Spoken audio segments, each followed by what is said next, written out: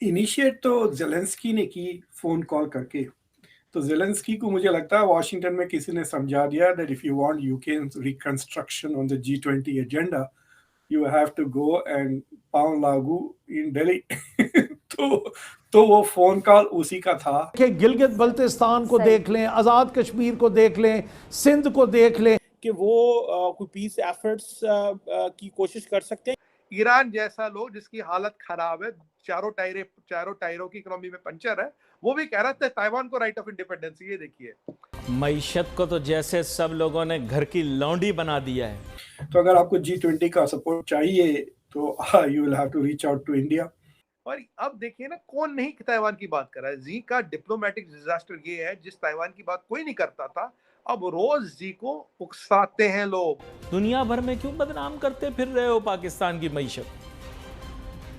मेरी सिर्फ शिकायत यह है कि इन सियासतदानों ने मिलकर इस मुल्क को कुछ दिया न दिया वो तो एक अलहदा बात, बदनाम क्यों किया ये समझ में नहीं आई। कि please help us out, India can help us on the peace, कि एटलीस्ट ये फार्मूला, पीस फार्मूला लगाए। ये हालत है पीएलए की। आप सोचिए, एक आर्मी को जिसके लिए दुनिया का हर आर्मी के जिसके मन में आक्रोश है, उसको लेके दुनिया की हर बड़ी कंट्री से ठोकने के लिए ढूंढ रही हो, वो आर्मी लड़ पाएगी क्या पीसफुली अभी, ताकि लोग ज्यादा मारे ना जाए।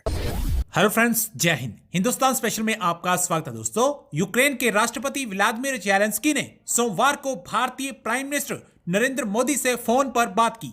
थक हार अब ज़ेलेंस्की की उम्मीदें सिर्फ भारत पर टिक गई हैं। रूस ने 24 फरवरी को यूक्रेन पर हमला किया था और 10 महीने बाद भी इस युद्ध के थमने के कोई आसार नजर नहीं आ रहे। यूक्रेनी राष्ट्रपति ज़ेलेंस्की ने अपनी टीवी संबोधन में कहा, आज मैंने भारत के प्रधानमंत्री नरेंद्र मोदी से फोन पर बात की है। अगले साल भारत G20 का नेतृत्व करेगा। उन्होंने कहा कि भारत रूस की आक्रामकता को खत्म करने के लिए महत्वपूर्ण भूमिका निभा सकता है, क्योंकि भारतीय प्राइम मिनिस्टर के रूसी राष्ट्रपति के साथ रिश्ते बहुत अच्छे हैं। अकेला भारत ही इस युद्ध को खत्म करने के लिए अपनी भूमिका निभा सकता है। उन्होंने फोन कॉल के बाद ट्वीट किया और लिखा कि ट्विटर पर ही उन्होंने अपने शांति फार्मूले का ऐलान किया और अब वह भारत की ओर उम्मीद भरी नजरों से देख रहे हैं। भारत के जो वजीर आजम हैं नरेंद्र मोदी साहब, उन्होंने एक टेलीफोन कन्वर्सेशन की है यूक्रेन के प्रेसिडेंट ज़ेलेंस्की साहब से, और ये जो कुछ बातें हुई हैं वहाँ पे कि एक तो प्राइम मिनिस्टर जो भारत के हैं वो कह रहे हैं जी हम अपनी पीस एफर्ट्स की तरफ इशारा कर रहे हैं कि हम वो कोशिश कर रहे हैं। दूसरा, वो ह्यूमैनिटेरियन असिस्टेंस की भी बात कर रहे हैं।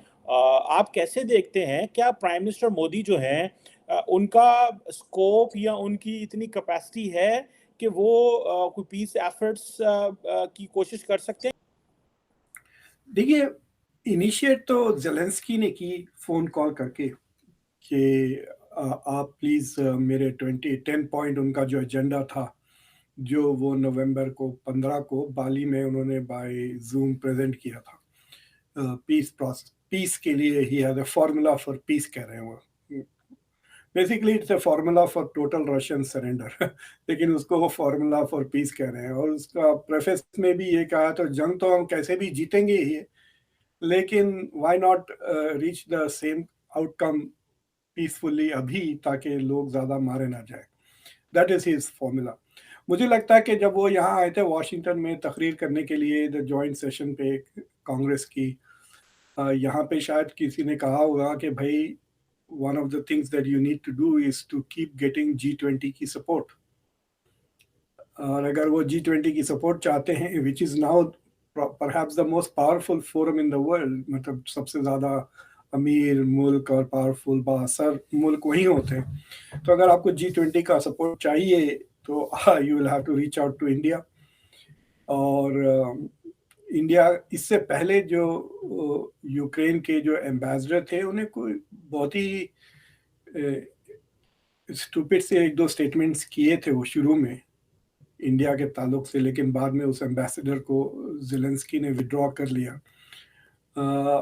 तो उन्होंने, मतलब ये बड़े, जिस तरह से ये यूरोप के ऊपर मॉरली छाए हुए हैं यूक्रेनियंस, वो समझते हैं कि they can adopt the same attitude towards the rest of the world.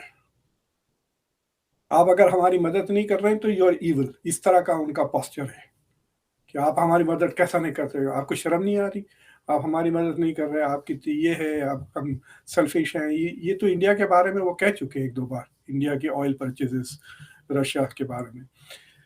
तो प्राइम मिनिस्टर मोदी के ज़्यादा स्टेटमेंट्स तो नहीं है यूक्रेन को लेकर, मतलब वो उनकी सब लोग वही स्टेटमेंट दोहराते रहते हैं जो उन्होंने पुतिन को कहा उज़्बेकिस्तान में, समरकंद में, कि the end this is not the era of war. तो they have taken that as criticism of Russia, और ये कहना कि India is moved out of the Russian camp. आपको पता है कि बीच में रशिया के पास से काफ़ी बातें आ रही थी about use of nuclear weapons, तो उस पे भी इंडिया ने थोड़ा बहुत क्रिटिसिज्म किया था, लेकिन उसके बाद से बंद हो गई हैं वो सारी चीज़ें।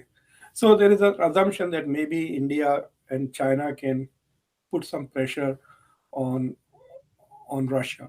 तो ज़ेलेंस्की को मुझे लगता है वॉशिंगटन में किसी ने समझा दिया that if you want Ukraine's reconstruction on the G20 agenda, you have to go and pound Lagu in Delhi.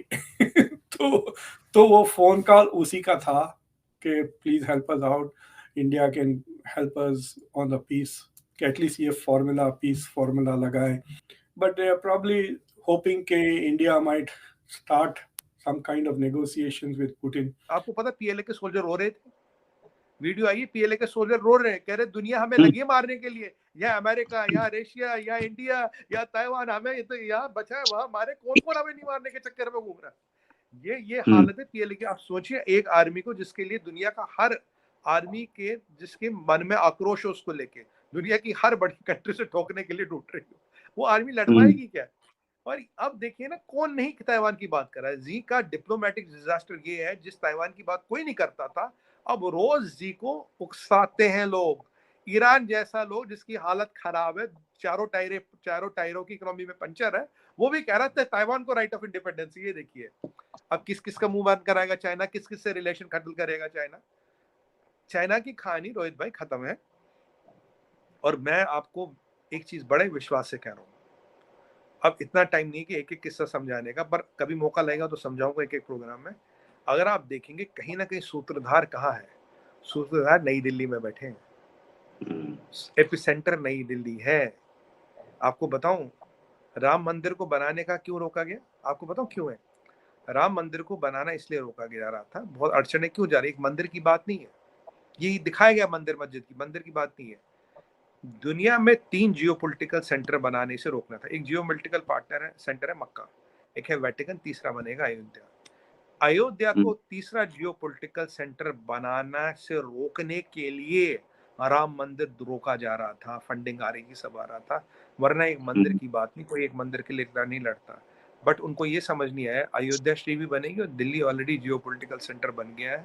हाँ, बाकी बिलावल भुट्टो पिज्जा खाता हुआ घूम रहा है।